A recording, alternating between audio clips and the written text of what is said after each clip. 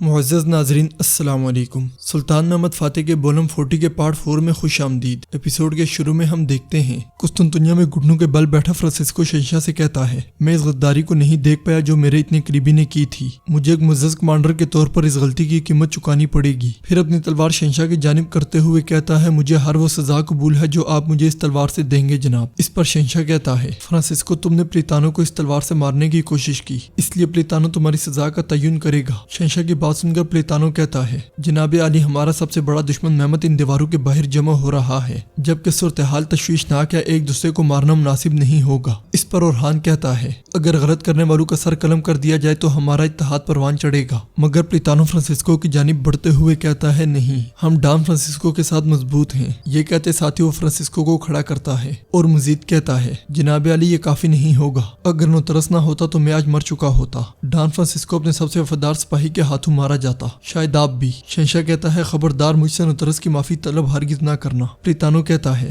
جناب عالی اگر آپ نوترس کو بلا کر صرف اس کی بات سنیں تو اس کے بعد آپ فیصلہ کر سکتے ہیں، ہم آپ کے فیصلے کا احترام کریں گے۔ پلیتانو کی بات سن کر شہنشاہ گہری سوچ میں پڑ جاتا ہے۔ دوسری طرف شہاب الدین پاشا زگنوس پاشا اور قلندر سپاہیوں کے ساتھ جہاز پہ سوار خلیج سے آگے بڑھ رہے ہوتے ہیں۔ شہاب الدین پاشا کہتے ہیں، اللہ کے حکم سے ہم اس شگاف سے گزریں گے اور کفار کے ساتھ نمرد ازما ہوں گے۔ اس پر بہادر بھائی کہتے ہیں، فتح کے دروازے کھولنا باپ کے کندھوں پر ہے پاشا۔ شہاب الدین پاشا کہتے ہیں، قلندر کو پہلا حملہ کرنے دیں، حالانکہ وہ توپوں اور رائفلوں پر زیادہ یقین نہیں رکھتا۔ حکم ملتے ہی قلندر توپ چلانے کے لیے آگے بڑھ جاتا ہے اور اگلے ہی لمحے اس کی جانب سے گولے برسا دیے جاتے ہیں جو قسطنطنیہ کی دیواروں سے جا ٹکراتے ہیں۔ یہ منظر دیکھ کر وہ سب بہت خوش ہوتے ہیں۔ اندر قسطنطنیہ میں نوترس شہنشاہ سے کہتا ہے، آپ نے تو یہاں تک اس شہر کے لیے پوپ کے سامنے گھٹنے بھی ٹیکے، مجھے لگتا ہے کہ آپ اس شخص کو معاف کر دیں گے جس کا کوئی اور مقصد نہ ہو سوائے آپ کی طرح خدمت کرنے کے۔ شہنشاہ غصے سے چلاتے ہوئے کہتا ہے، دمیتری ایک غدار تھا، نوترس تم نے اس کے فرار ہونے میں مدد کر کے اس شہر کے ساتھ غداری کی ہے۔ جواباً نوترس کہتا ہے، میں نے اگر دمیتری کو جانے نہ دیا ہوتا تو شہر میں بغاوت جاری رہتی، میں نے سب کچھ آپ کے اور اپنی ریاست کے لیے کیا۔ وہاں موجود پلیتانو نوترس کی حمایت کرتے ہوئے کہتا ہے، یہ ٹھیک کہہ رہا ہے جناب،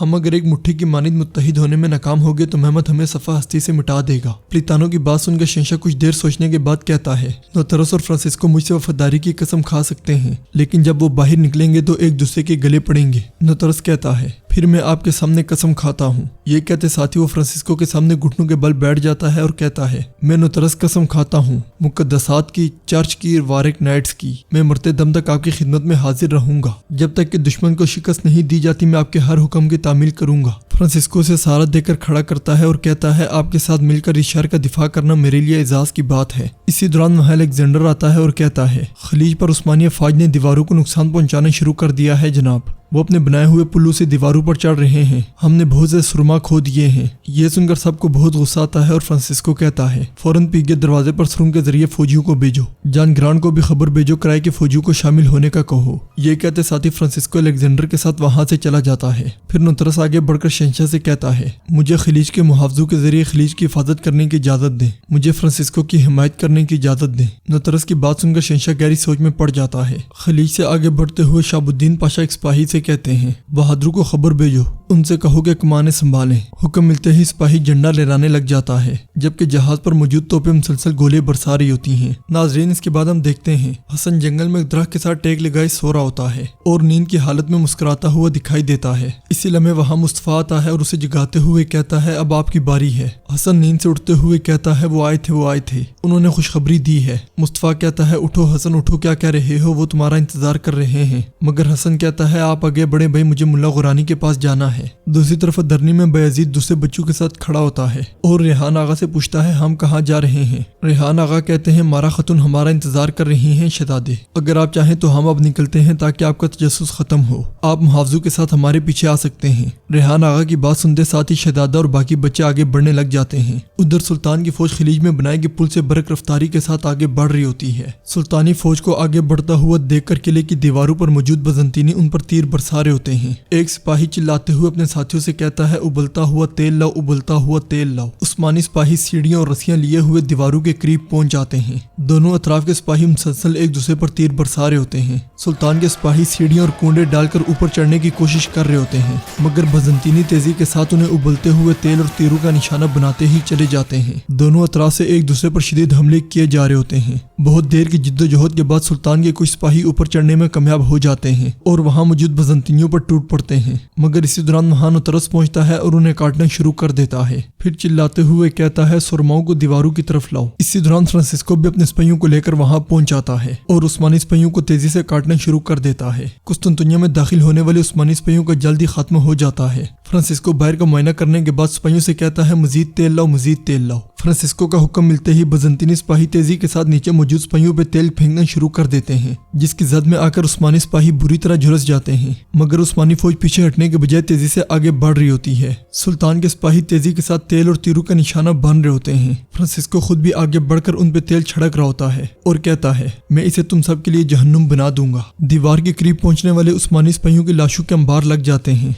दूसरी तरफ कश्ती में सवार जगानोस पाशा दीवारों की जानिब देखते हुए कहते हैं क्या मैंने तुम्हें नहीं बताया था ये नहीं ठहर सकती। बहादुर कहता है ये पहले ही निशाने से गिर चुकी हैं। शहाबुद्दीन पाशा कहते हैं खुदा के हुक्म से और भी शिगाफ होंगे, दीवारों के मुकम्मल गिरने का वक्त करीब है। उधर मुल्ला गुरानी हसन से कहते हैं झंडे बहादुर के कंधों पर उठते हैं हसन, उन बहादुरों के नाम आसमान पर लिखे हुए हैं। हर झंडा अपने अलंबरदार का इंतजार करता है। इस्लाम की दावत में झंडे का इंतखाब अलंबरदार नहीं करता, बल्कि हर झंडा अपने अलंबरदार का इंतखाब खुद करता है, जिसे आपको ख्वाब में देखने का शर्फ मिला। वो अजीम इंसान अलंबरदारों के सरदार मसअब बिन उमैर रजी अल्लाह तआला अन्हु थे। हसन पूछता है मसअब बिन उमैर कौन थे? जवाबन मुल्ला गुरानी कहते हैं हजरत मसअब रजी अल्लाह तआला अन्हु की हयात और शहादत असबाग से बरी पड़ी है। वो मक्का के अमीर तरीन नौजवानों में से थे। उन्होंने जो कफ्तान पहना था उसे कोई नहीं पहन सकता था, उनका इस्तेमाल करदा अत्तर को इस्तेमाल नहीं कर सकता था। वो रेशम में लिपटे हुए और दौलत में पले बड़े थे, लेकिन जिसकी मसअब रजी अल्लाह तआला अन्हु को तलाश थी ये वो चीज नहीं थी। आखिरकार उन्हें हकीकत इस्लाम में मिल गई थी।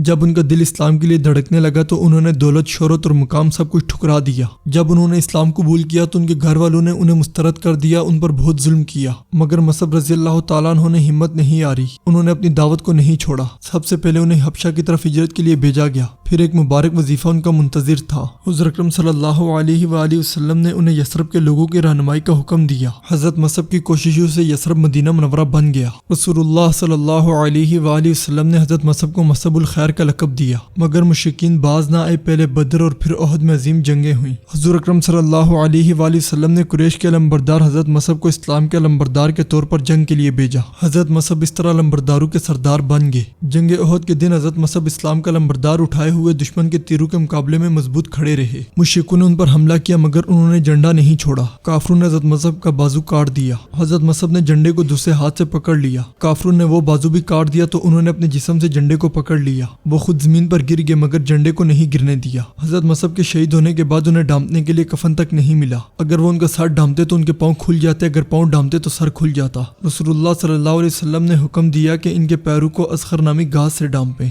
जब वो शहीद हुए तो उनके जिस्म पर महंगा लिबास नहीं बल्कि इस्लाम के झंडे का साया था। मेरे बहादुर हसन, आपको दिया गया झंडा वही झंडा है। ये झंडा रसूलुल्लाह सल्लल्लाहु अलैहि वसल्लम का झंडा है। अपने राज को किसी पे जाहिर न करना ताकि आप इसके सच होने पर शाहिद रहें। वक्त आने पर झंडे को लेकर दीवारों पर चढ़ जाएं। कुस्तुनतुनिया की दीवारों पर फरिश्तों को देखा गया था, हज़रत मसअब ने बताया था। इसीलिए रसूलुल्लाह सल्लल्लाहु अलैहि वसल्लम ने हमसे इसकी फतह का वादा फरमाया था। झंडे को दीवारों पर लगा दो। खुदा के हुक्म से आले उस्मान के बहादुर बेटे का ये झंडा हमेशा लहराएगा। आपके हाथ मसअब रजी अल्लाह तआला अन्हु के हाथ जैसे हों। मुल्ला गुरानी की बातें सुनकर हसन बहुत ज्यादा खुश दिखाई देता है। नाजरीन, इसके साथ ही एपिसोड का इख्तिताम होता है। उम्मीद करते हैं आपको वीडियो पसंद आएगी। वीडियो पसंद आए तो वीडियो को लाइक करें, चैनल को सब्सक्राइब करें और बेल आइकन पर लाजमी क्लिक करें। मिलते हैं इंशाल्लाह अगली वीडियो में। अल्लाह नगेबान।